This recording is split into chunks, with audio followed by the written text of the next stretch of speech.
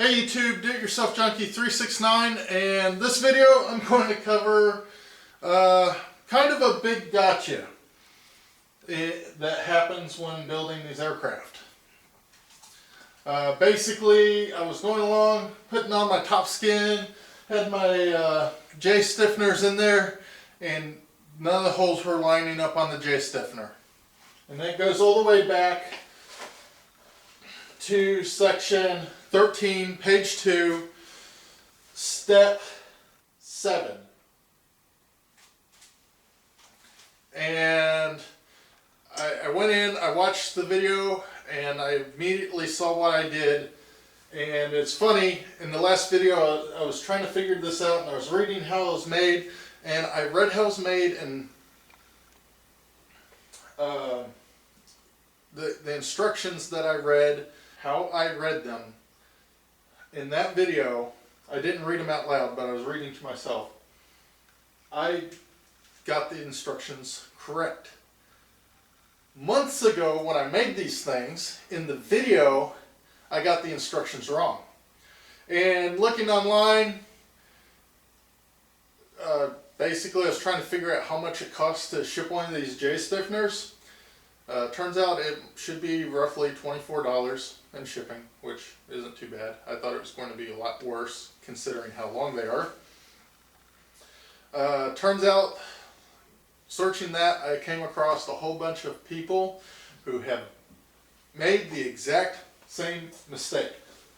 And what it comes down to, and I'll show it to you, is the wording.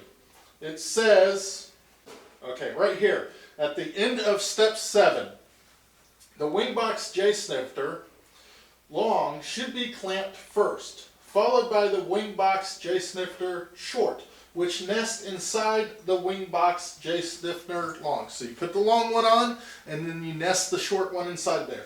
And right here in big letters, right below that step, almost straight down, it's end of J-Stiffener flush with end of spar flange. Circled right here, the inboard edge. And in the video, I take the long stiffener and I make it flush to that edge, and then I put the short one in there with it and I clamp it all down. If you go up to about the top of the page at the other end of the spar, kind of to the left of the instructions, it says end of j-stiffener flush with end of spar flange. Now, neither of these stiffeners are going to reach that far. So the long one needs to be flush with the outboard edge, and the short one needs to be flush with the inboard edge, and they overlap. They don't truly nest. And several other people stated the same thing. Why did they use the word nest? They should have used the word overlap. So I'm ordering 2 new j-stiffeners because both of my long ones, bottom and top, are wrong.